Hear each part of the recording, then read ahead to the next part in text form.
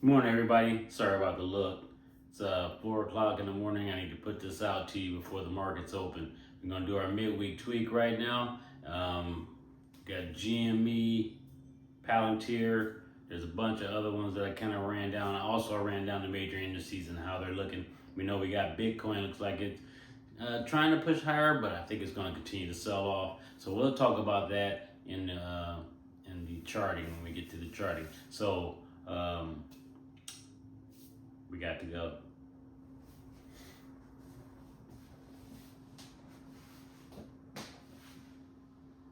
We got a midweek tweak coming up for you right now. We're going to talk about what we're looking at, what we're expecting to happen as the day rolls on into Thursday and into Friday. So I got to get this out to you quick because it's Wednesday morning, and we definitely need to get this to you before the market opens. So I'm trying to get it to you as fast as I can. Of course, editing and all that stuff is crazy. So I might have to get it to you raw and uncut, and you just have to deal with my hiccups. So let's get to it. All right, so looking at Nvidia currently, we got Nvidia up. So let's go ahead and deal with Nvidia. Now Nvidia is in the pre-market. Let's go to the 2-minute chart. Think of swim charting. 2-minute chart. Nvidia is about to open up at 175.35. Okay, and it closed yesterday at about 170. So it's going to open up $5 higher. Now, normally with these stocks, and they open up with these gaps, it's going to open up here somewhere. Okay, which means it's going to be putting in this window that it opens up. All right, so now these gaps, when it makes these gaps, a lot of time it wants to come back and shut these gaps before going higher. Okay, so be ready for that particular thing to happen. Now it's got overhead resistance of this 20-day coming down. See this line I got going down here? That's the direction that I expect for this stock to actually continue in, and as opposed to going up higher. Now it could break that and go higher and go back up to 184 and come back down and close for some support and continue higher, or it could continue to go up here, open up here somewhere when it opens, and once it close back down and close that window. When it comes back down to close that window, it may continue to keep going. So be careful with that. All right, next up is going to be GME. It's got a nice push up in the early morning also. Okay, so it looks like it's going to open up around here at around, right now it's currently sitting at, let's go to 2-minute chart on GME. All right, so it'll be pulled back to about 25.43 or so. I'll put this line right here on the 4-hour chart. Let's go to the 4-hour chart real quick. All right, so we look at the 4-hour chart. All right, we got these nice big bar coming in here. Got this little pause here, and then another push up to about 26.70. The low of that bar on that 4-hour chart is 25.43. All right, so I don't really want to see it come back below that personally. Now, when we open up the market, we don't know where we're going to open up at. Okay, because right now we're sitting at about just a little bit above that, actually pushing back up to $26. So we need to stay above that 25.43, in my opinion, to continue this going up higher. Of course, we're going to have a nice window open too. That's going to be probably that's about if it opens up at 26, it's about $3 gap or $3 window open. All right, that we're going to need to reconcile at some point. So be wary of that if you're in GME. Now, GME is also at this time currently within a bigger window. Okay, that started at 23.65 and ended at 28.54. So we need to shut that window also. So the question is, do we want to shut that before going back and shutting back this other window, or do we want to just go ahead and continue higher? Since it's already the window that was open is within a technically another window. So that's what we have to figure out. We'll work that out as we go along. But definitely 25.43 for me is a good area to consider for some support. Go back out to the 4-hour chart, and because we got this nice big bar right here, okay, pushing up, then we get this pause, and then we push up again with another almost equal bar. All right, so be careful with GME when it opens up this morning. Of course, we're on a Wednesday, and you know what I always say about Wednesdays. Wednesdays are the prelude to Thursdays, which are generally down days, and then Fridays we usually get back everything that we lose on Wednesday and Thursday. But it doesn't always have to happen that way, especially when you have a strong push like this one on GME and a strong push on NVIDIA. NVIDIA and GME are a little bit different because if we go back out to the 3-month and a day, all right, we can see where, you know, this fry pan bottom that we put in on GameStop, and now we're going to open up here. Actually, we're going to open up way up here, 26 something. So we'll be, let's see, let me go back again. Yeah, so there's our 25.43. So that's our chart back there, our bar here, 25.43. So we're going to open up here somewhere. So that's a pretty big window that we need to close. But then we also have this window here that we have to reconcile. So there's a lot going on under GME. Now, personally, with the strength that we have going into GME, I have a feeling we're going to continue to push higher. But of course, it has this overhead resistance here at the 200, right at $26. So we'll just have to wait and play it by ear. We know where we're considering to trim a little bit off at around this price here. So we'll see how that works out. Currently, we want to stick with it though. Then we got let's go look at Bitcoin. Was doing a little bit of a shimmy this morning that I wanted to talk about. So Bitcoin's been trading within this range right here between 114 and 109. So keep an eye on that. We go down to the lower time frames, and you can see it's been bouncing off that 114 area.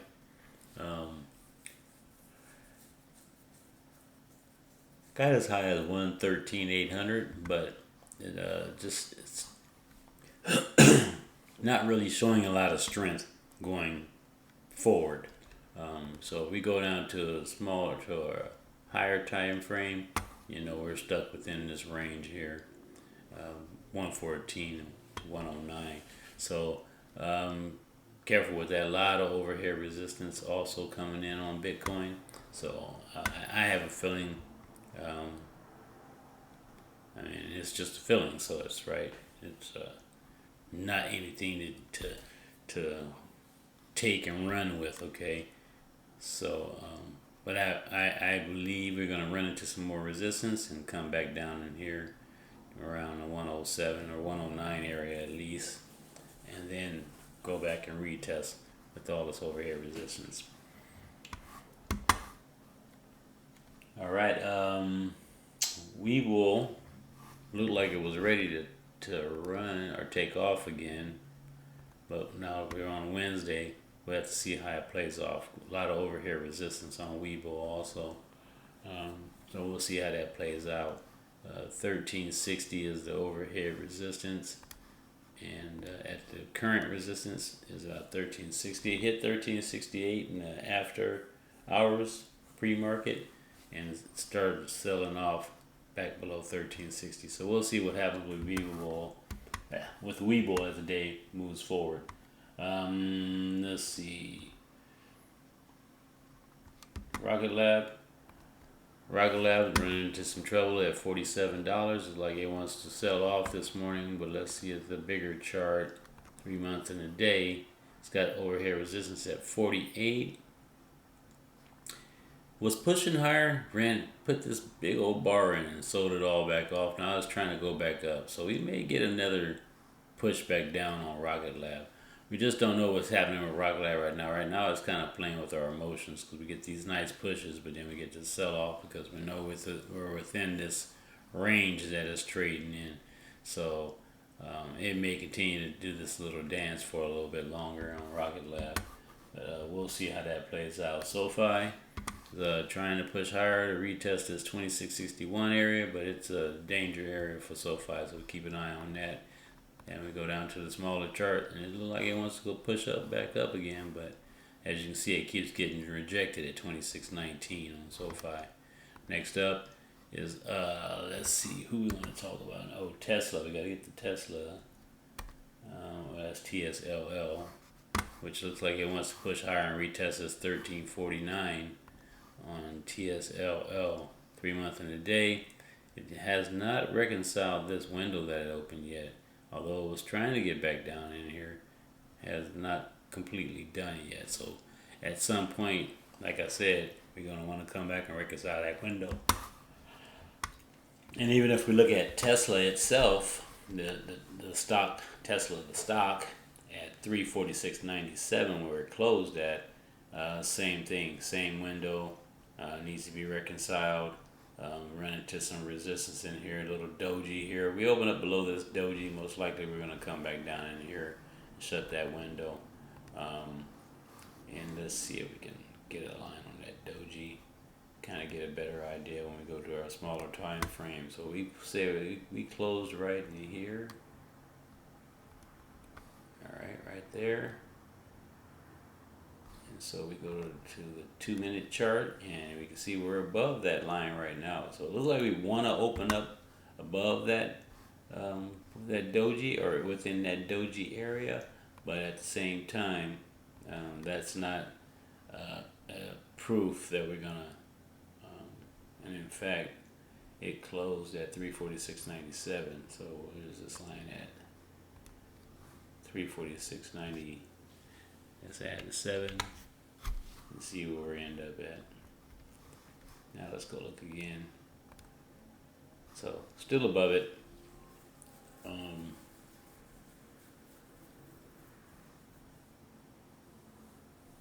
Wait a minute. What am I talking about? 396. That's 348.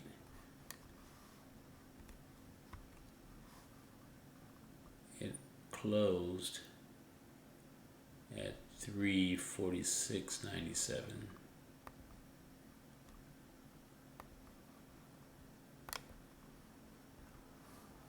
$346.97. Okay, got that right. All right. 346.97. 2 minute. All right. So anyhow, we're up above it. If we stay above it and open up and go higher, most likely we're gonna re-challenge this area here. This bar. We take this bar out. I don't think we're gonna have enough to do it. I'm just skeptical of that. I don't believe that we can push that much. We may be able to do it though. It is Tesla, so let me be quiet. It is Tesla, so it may want to do it. So we'll see what happens with that. But definitely, and I'm a little biased, I guess, because I want to see this window close before it goes higher, because I know at some point it's going to come back. I want to close that window, and I don't want to be stuck in the trade and it does it on me, in the after hours, or it does it on me on the over the weekend while I can't do nothing about it. All right, so keep an eye on that with Tesla. You got TSLL, which is moving the same way, only it's $13 and as opposed to $300 something. So yeah, as you can see, I got, in order to buy around $12.50, I want to pick up 25 shares of it, just as a temporary marker, and then once I figure out where it wants to turn around and head back up, then I'll dollar cost average in and fix that temporary marker. All right, that's how I trade it. You can trade it how you're going to do it. If it doesn't like it's going to turn around, of course, I might take a little bit of a loss on that temporary marker, but I was already in the trade back down in here, and I took a little bit off up here, and now I'm back down in here again. So that's it. That's all I got. Let me give you a Palantir, Nvidia. They're all pushing higher right now. Nvidia is a little bit nervous. I think we talked about that already. I suspect we're gonna run into some resistance. Palantir. It looks like it wants to consolidate it here for quite a bit. It looks like it wants to push higher now. And I didn't have any windows open on Palantir, so Palantir may be ready to run back up and retest that 190. So that's about a $30 move to some of you. Okay, so keep an eye on Palantir. If we can push above this 20-day, get a close above 160, 184, or even into 169.45, be ready for that bad boy to keep running up. And that's a $30 move on Palantir. So get with it. All right, that's all I got for you right now on the midweek tweak. Bitcoin. Let's go. Let's see. So Bitcoin, resistance overhead. Oil, resistance overhead. Ethereum, resistance overhead. Looks like it wants to come back down. A little choppy in here. Gold continues to push higher. Find some support, taking out that green. Gold looks like it wants to go higher. Natural gas, resistance overhead. The NASDAQ, pushing higher. Got the overhead resistance. We need to turn that into some supports. We need to get through, come back down, support, and continue higher on the NASDAQ. Silver, resistance overhead. And the Dow is consolidating in this area. It's trying to push higher, but it keeps getting rejected. So, and then corn is our last major, and corn is like it wants to pull back some more. It's consolidating, wants to maybe pull back some more. If you want to trade corn futures, you can go to actual CORN, which is this corn. All right, and you can play this one here, and I got an order to come in at about 1750, and in fact I want that a little bit lower. I think I want to get that about 1725. Well, let's see. I'm going to stay above this line here, so yeah, so that ain't going to happen. So let's see where we go. Let's delete that. What's this right here? 1740. Yeah, 1750 is a good number. I'll leave it there. 1740, I don't really want to pick it up. Well, yeah, I guess that might be a good number. 1745 maybe. 1740. Yeah, 1745. We change that to 1745. Here you go. All right, so I'll get another 25 at 1745 on corn.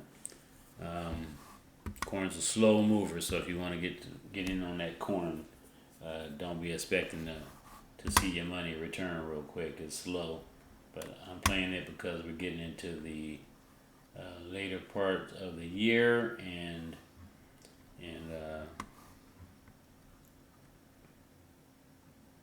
I suspect it's going to run in through the end of the year and into the new year, and when it's going to start to pump. But that's just what my feelings on corn. Corn is just kind of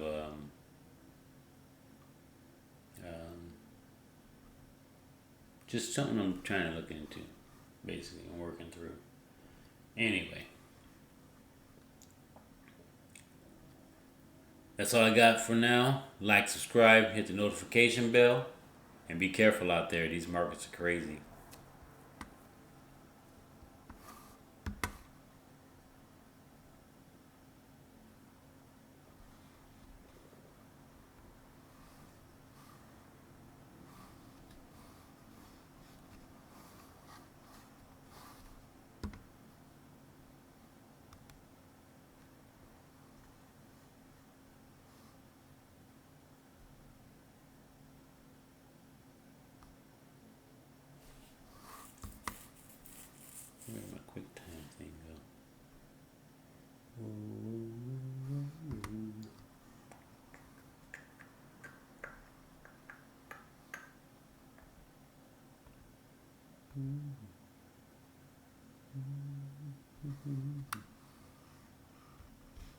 Yeah,